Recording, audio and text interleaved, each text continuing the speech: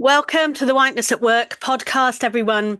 It's great to be here. My name's Dr. Claire Stewart-Hall, and I'm here to talk to you today a little bit about the podcast, but also I want to talk to you about my why, my story, so that you can understand why this podcast is really important to me. And I think it's really important that everybody has some way. It doesn't necessarily have to be my way, but some way of trying to resist whiteness and push back on the way that structural power and the oppressiveness of whiteness and race identity and racism has affected people's lives. So this podcast, if you haven't listened to it before, is called Whiteness at Work. It unpacks the concept of whiteness to make space to think critically about how ideas of race continue to pervade our lives. So I'm a researcher and practitioner. I've researched racism and whiteness and its inhabitants in institutions for many years. So I share key concepts about whiteness and talk about it with other people to help myself and listeners develop deeper understanding of how whiteness shapes the worlds we live in. Ultimately, talking about whiteness and learning more about whiteness reduces its invisibility and continues the process of abolishing the way it steers and directs our lives. So how do we reduce the power of whiteness? First of all, what we do all we can to notice and question it. So in each episode, I share a concept, an idea, a talk, or I talk to other people interested in whiteness and how it works to share their thoughts on how it's shaping our actions, our futures, our ways of being every day. So by listening, I hope you too can develop an awareness and a consciousness to transform and reimagine how we live equitably and in solidarity with one another. So I hope you enjoy listening to it. So in this podcast, I'm going to talk about my why. I'm going to talk about why, as a middle-class white woman in Bristol, England, why am I talking about whiteness? So what drove me to that? So growing up in parts of Britain, and I grew up in the East Midlands in a small town. Growing up in that space, I believe I learned whiteness. I learned how to be white. My family are Irish, and I feel like Irish people have had to do a bit more work. They have a key to whiteness. They've got to do a bit more legwork, particularly when I grew up in the 70s and 80s. But that's not to say that you would never know that I was Irish. You would never know that that was part of my background. I have dark hair. I have really, really light white skin, but my eyes are dark. So my dad has dark eyes. So I don't necessarily look Irish. I might look a little bit Irish, and I don't have an accent because my mother lost her accent, I think, as part of being white. So she can switch it on and switch it off. So there was an assimilation process that happened in my childhood that meant that in order to become whiter, in order to gain access to whiteness, I was really steered into assimilation. And that happened in a number of ways. So that happened through my schooling, through the curriculum that I had access to, where race was not discussed. It was not on the table. And of course, we talked about race all the time in the playground. It was constantly active. But I'm going to do another podcast about that specifically. But my why really has been to try and overcome the learnings that made me white. That might sound really strange to somebody who hasn't studied race and racism, but I believe that whiteness has prevented me from knowing parts of myself. It's prevented me from forming connections, from having friends. It's prevented me from love in my life. It's kept me isolated from other people, and it's kept me in fear. And I believe that those sets of behaviours for me, for somebody else, and for people of colour in Britain and who were growing up in the same period of time, caused catastrophic generational harm. So these behaviours that are perceived as benign or invisible, or we don't really need to talk about it, actually, it's the silence of those behaviours that mean that it perpetuates the ideas and it continues to cause devastating harm. It gaslights people into believing it. whiteness. And so if you're someone listening to this and you haven't done any work around race, or you haven't done any work around race identity, your own race identity, trust me when I say that there is a whole different part of you that could have existed. There's a whole different part of you that you don't know yet. I'll give you an example.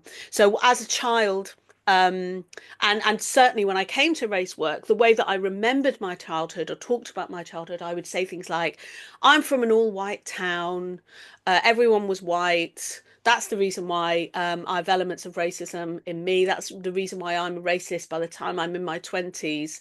That's my excuse for my lack of understanding. And the more work I did through researching the work of Ali Michaels or Viv Grant or Janet Helms, who've all studied whiteness in various ways, have helped me uncover bits of myself. I'm not from an all-white town. That's not true. That's not true. And yet my memory, the way that I've framed things in order to excuse my gaps in knowledge, my glaring professional gaps that I had in knowledge, is has been part of the construction of whiteness in my life. So once I began to unpick and try and understand my race identity, which I'd never done before. I knew it was mixed up with Irishness, but that was different, actually. That was about my heritage. It wasn't about how white I was or how much access I had and how many privileges I had in my life. And to try and really understand that and come to terms with that was really challenging, really, really challenging. And I put loads and loads and loads of barriers in the way so that I didn't have to think about it, because the icky, awful, guilt-ridden feeling that it leaves you with is pretty hard. But on the other side of it, I promise you, having done some race identity work, my heart is open. So I feel as though I was closed, I was shielded, I had shielded myself. Whiteness had shielded me from parts of myself. And I think it's really important to try and articulate that. And it might be that you are a black or brown person listening to this and you too feel like you haven't been on a race identity journey, or it might be that you're a white person experiencing this. And you think, actually, why would I talk about racism, or what's whiteness got to do with me? But the fact is, I didn't invent these systems, I didn't develop these systems, but the fact that I have this, my light skin, actually implicates me in it. As Michael Rothberg says, I become implicated in these systems of whiteness.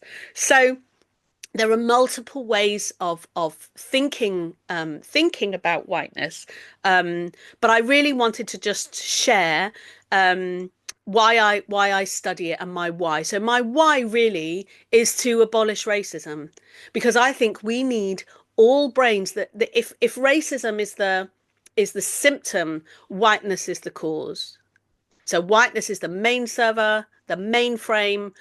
Racism is one of the apps. There are a number of different applications.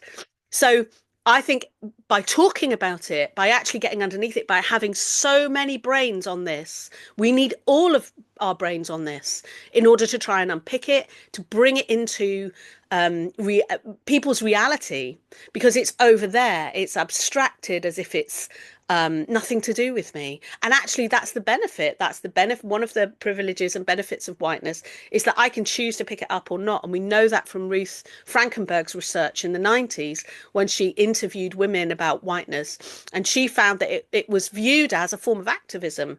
And we can see the way that any racial justice work in schools is also positioned as a form of activism. And actually, this is part of identity. This is part of who we are. And for whether I like it or not, my whiteness implicates me in colonial ideas, colonial history, colonial logic. And so what we need, rather than freeze and be traumatized by that, what we can do is we can unpick it. And I've spent the last 6, 7, 8 years trying to unpick it. So I have some things and ideas to share.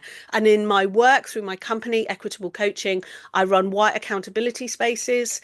I work one-to-one with people who experience racism in their lives, with companies who think, actually, I've got somebody who really needs to do some work around their own racism here. They come to me, send them to me, and I coach them one-to-one. I've got a very successful program. Um, because I've studied the different ways that whiteness can use racism to get a hold of somebody's identity.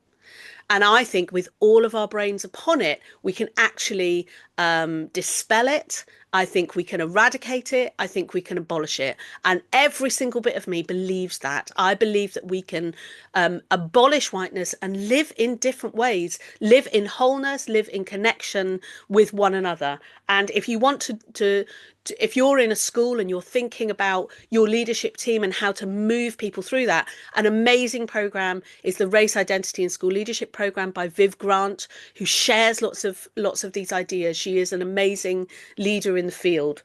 But for me, what I'm looking for really is, how do we start to unpick these patterns of whiteness? I'll give you one example. One pattern of whiteness is that all senior leaders are white. So if you're listening to this in your organization and all of your senior leaders are white, that's no accident. So that's not incidental. That's a direct delivery of whiteness. It's a direct download of whiteness. So I think we need all brains upon it. And one of the tensions, one of the interesting things I think that whiteness has done and what does to us, what particularly, and I'll share an example of when I started doing my PhD, which focused on whiteness in senior leadership. And trying to unpick why are all senior leadership teams white? Why does that happen? So I have valuable data to share, and I'm happy to share that. If you contact me, I can put my details in the description, because I do work with white leadership teams and middle leadership teams around their own whiteness and how to diversify teams. Or I guess my PhD was called Keeping Them Out. What keeps it white? What are the things that keep it white? Because once we know that, we can stop doing those things, and we can begin to become aware and conscious of our behaviors and how we flock together, as Bonilla Silver says, how whites flock together. And I think it's to me, it's critical work. It's critical work. If you have got a diversity, equity, or inclusion statement in your organization and you really mean it and you really want to show up for it, then you have to look at representation in your work. You have to look at, why is it? What's the pattern? What's the formula at play? Because believe me, whiteness has a series of formulas that are working through the people. And if I'm not careful, I can become one of those people. I can become one of those people that whiteness works through. It will, and I'll join with other people. They don't even necessarily have to be white, but it's a set of practices and a set of behaviors. So we need all our brains on this work, is my view. But when I started my PhD, I started looking at lack of representation in teachers, actually, in education. And I had so many questions from what other white people who would say, Claire, why are you studying this? Like, why are you studying race? What's that got to do with you? That's not your work. It's not your lane. Why would you be studying this? And I can remember thinking, well, because it's held me back, it's followed me my whole career. I've always worked in spaces where most of the people, most of the leadership were white, but actually the people that we were serving were black and brown. I've lived in communities since I left university and college. I've lived in communities, and I can see, like, why wouldn't I be studying this? Why wouldn't that affect my life? Why wouldn't I lie awake at night and worry about racial injustice? Why wouldn't I think that that would affect my children or my family, or be affecting me? Why would I think of it as something that's over there? So for me, it was really important, but I felt thrown. I was really thrown at the time, thinking, well, why am I? Why am why. And it's because my entire career I have seen racism in the institution. I've seen racism on the bus. I've seen racism on the street. I can feel it. I can feel racism. I don't know whether it feels the same as it does for a black or brown person, but I'm not going to deny that and say as a white person I don't see it. I do see it. It affects me. It affects the kind of society I want to live in. It makes me feel sick. So I have an emotional response and reaction. I have a pain body to it almost. And so the people that I talked to about it were really encouraging me to study LGBTQIA. So as a lesbian, they said that's your lane. You know, you can't study it. But one of the challenges of that, I think, is that it positions racism as the role and the job of black and brown people to try and solve. Whereas actually, for me, I am a race knower. I'm somebody who knows an awful lot about race, about whiteness, about what this white face affords me. I've seen it. I've seen it happen. I experience it daily in my life. So I know a lot about race. So why, if we want to try and get rid of whiteness, if we want to try and abolish whiteness, then this is part of the journey. So I really urge you, if you're somebody who hasn't done any race work, or even if you're somebody who has, listen in, because these next podcasts, I want to really inspire you to keep on noticing, to keep in the space of anti-racism, to try and develop practices. So it's not enough just to have read a book. It's not enough to have been to a diversity, equity and inclusion piece at work. It's not enough.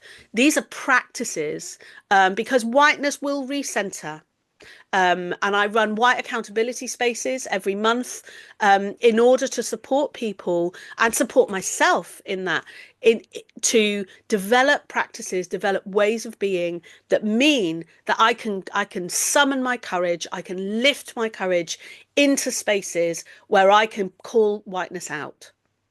And the way that we're behaving, I can notice it and I can be aware of it, and I can then act to change it. So it might seem like a piece of interest convergence, really, but I genuinely think we don't know who we are. I think white people and black and brown people don't know who we are without racism yet. And there are some very, very successful people, black and brown people, who have done that work, invested in that work, and but I don't think that people racialized as white have done that work. I don't think we know much about whiteness. I don't even think it's on people's radars. So I genuinely think we can change our lives. We can change our society, but it starts with seeing and understanding and knowing how whiteness affects us every day. So I'm going to leave it there, and I'm going to say, if you want to know more, if you have some thoughts about what I've said, or if you have some parts of yourself that you think really need some mining, or you'd like some reading, I'll put some examples in the notes, but you can contact me and I'd be happy to talk to you more about it. So that's the Whiteness at Work podcast, everyone. There are other episodes. You can get it on Apple and Spotify, and I'll look forward to you talking to you next time.